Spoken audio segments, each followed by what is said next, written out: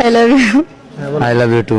এই দুই কাপলের পূর্ণতা দেখে আমার মতো সিঙ্গেল পোলাপান্ডার ডিসিশন নিছে কমলাপুরের লাইনে যাইয়া ভিক্ষা করবে আর বাতল টোকাবে।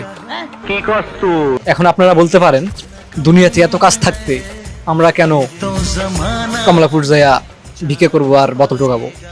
এই ছেলেটা রেল লাইনের পাশে বোতল টোকাইতো, তারপরে একটা সুন্দরী মেয়ের আগমন, সুন্দরী মেয়ে এসেই তাকে প্রেমের প্রস্তাব দিয়ে দিছে। I love you. I love you too. সত্যি সত্যি মন থেকে বলছেন তো নাকি? হ্যাঁ, মন থেকে বল। আসলে মন আল্লাহ আমাদেরকেও দিছে, কিন্তু এই কুপালটা দেয় নাই।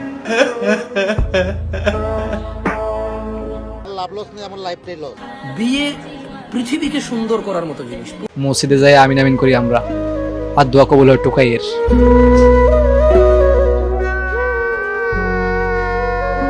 কোটিপতির সাথে কিন্তু টোকাইয়ের প্রেম আজকে কিন্তু সফল হয়েছে এই কমলাপুর রেল স্টেশনে। পাশের এই মালটা চাইয়া চাইয়া দেখে আর মনে মনে আল্লাহর কাছে কয়, রেল লাইনে তো আমিও থাকি, আমার কপালে এমন একটা জুটে নাকা। আমরা এখন দেখবো যে এক সপ্তাহের ভিতরে তাদের বিয়ে কখন হবে। এক সপ্তাহ সময় হয় নাই, একদিনের ভিতরে কামড়া দিছে। উপকার যত তাড়াতাড়ি সম্পন্ন হয় ততই মঙ্গল। কোটিপতির সাথে কিন্তু টোকাইয়ের প্রেম। টোকাইয়ের কপালেও সুন্দরী কোটিপতি বউ, আর আল্লাহ আমার কপালে রাখলো ডাকি। আমি তীব্র নিন্দা ও প্রতিবাদ জানাচ্ছি। তোর কপালে জুতার বাড়ি হারামি। আমাকে কপালে জুতার বাড়ি আছে, না হলে টোকাই হইয়া রাজকীয় ভাবে বিয়েটা করলো, আর আমরা কিছুই করতে পারলাম না। আমার মাথা নষ্ট, কি যে কষ্ট।